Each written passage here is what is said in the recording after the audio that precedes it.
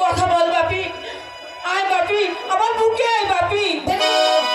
ওনাকে ডাকবেন না, উনি বড় ক্লান্ত।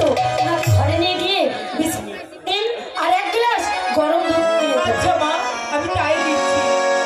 আর শোনো, আগামীকাল সূর্য উদয়ের আগে কক্ষ থেকে ওনাকে বের হতে দেবেন।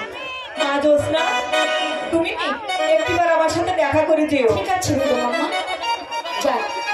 বলো বাবা।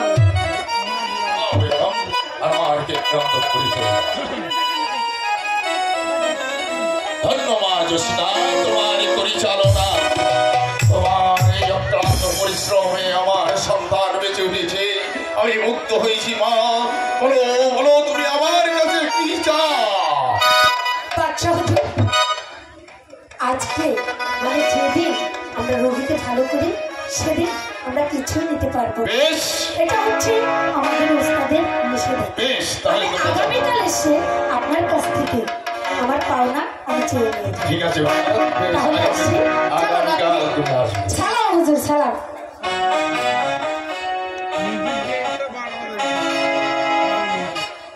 হুজুর সাহেব, এই মেয়ের কথা আমি কিছু বুঝতে পারলাম না। সেই অর্থ সম্পদ কিছুই